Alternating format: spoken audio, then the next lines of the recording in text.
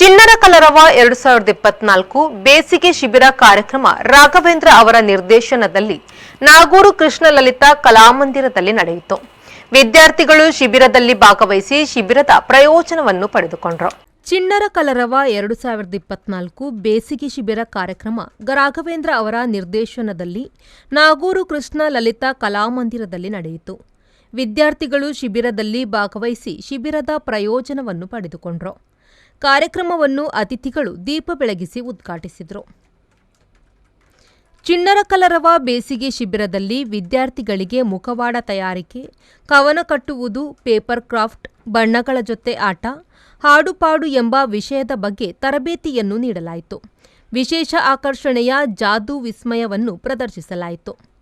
ರತ್ನಾಕರ ಉಡುಪ ಅವರು ಕಾರ್ಯಕ್ರಮವನ್ನು ಉದ್ಘಾಟಿಸಿ ಮಾತನಾಡಿ, ಶಿಕ್ಷಣದ ಜೊತೆಗೆ ಬೇರೆ ಬೇರೆ ರೀತಿಯ ತರಬೇತಿ ಶಿಬಿರಗಳಲ್ಲಿ ವಿದ್ಯಾರ್ಥಿಗಳು ಭಾಗವಹಿಸುವುದರಿಂದ ಉತ್ತಮವಾದ ಬೆಳವಣಿಗೆಯನ್ನು ಕಾಣಬಹುದಾಗಿದೆ ಎಂದು ಅಭಿಪ್ರಾಯಪಟ್ಟರು.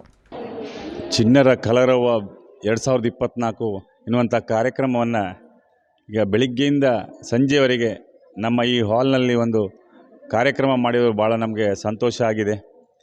ಈ ಹಳ್ಳಿ ಸೊಗಡಿನ ಮಕ್ಕಳಿಗೆ ಅವರ ಒಳಗಿನ ಪ್ರತಿಭೆಯನ್ನು ಹೊರತರುವಂಥ ಕೆಲಸವನ್ನು ನಮ್ಮ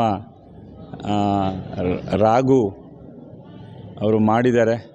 ಭಾಳ ಒಂದು 15-20 ದಿವಸದ ಈ ಪರಿಶ್ರಮದ ಕೆಲಸ ಈಗ ಇವತ್ತಿನ ದಿವಸದಲ್ಲಿ ಮಕ್ಕಳು ಟಿವಿ, ಮೊಬೈಲು, ಬೇರೆ ಬೇರೆ ರೀತಿಯ ಒಂದು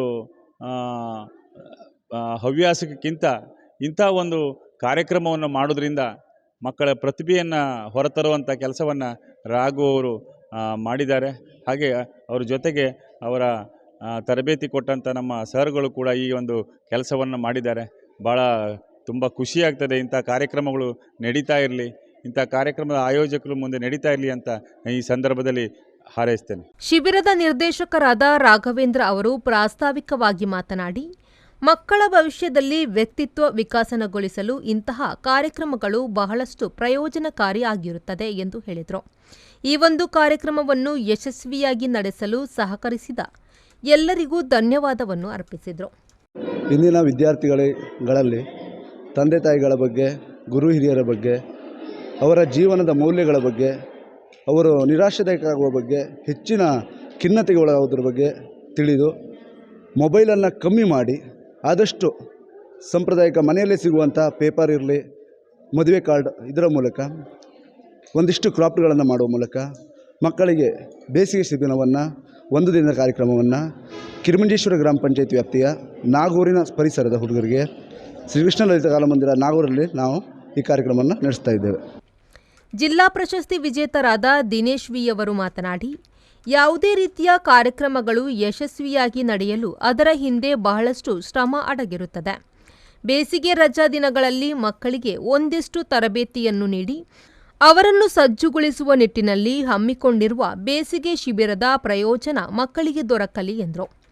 ಕಲರವ 2024 ನಾಗೂರು ಇಲ್ಲಿ ಗ್ರಾಮೀಣ ಪ್ರದೇಶದ ಸುಮಾರು 50 ವಿದ್ಯಾರ್ಥಿಗಳು ಇದರ ಸದುಪಯೋಗವನ್ನು ಪಡ್ಕೊಳ್ತಿದ್ದಾರೆ.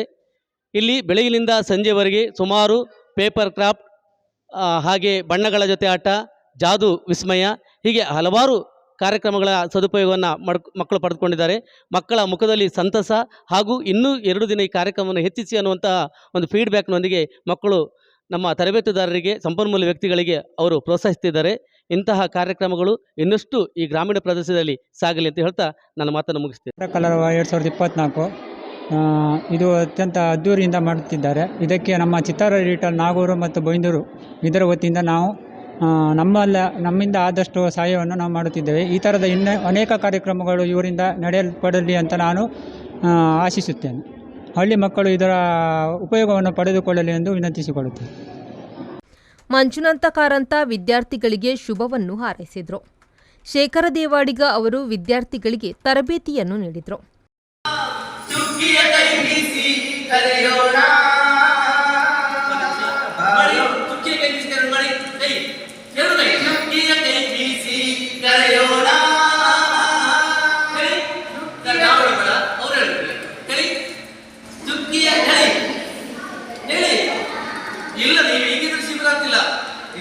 ಈ ಸಂದರ್ಭದಲ್ಲಿ ವಂದನಾ, ವಸಂತಿ, ಚೇತನ, ಶಿಕ್ಷಕರಾದ ಸುರೇಶ್ ಉಪಸ್ಥಿತರಿದ್ದರು. ಜೆಪಿ ಬಡಕೆರೆ, ವಿ4 ನ್ಯೂಸ್, ಬೈಂದೂರು.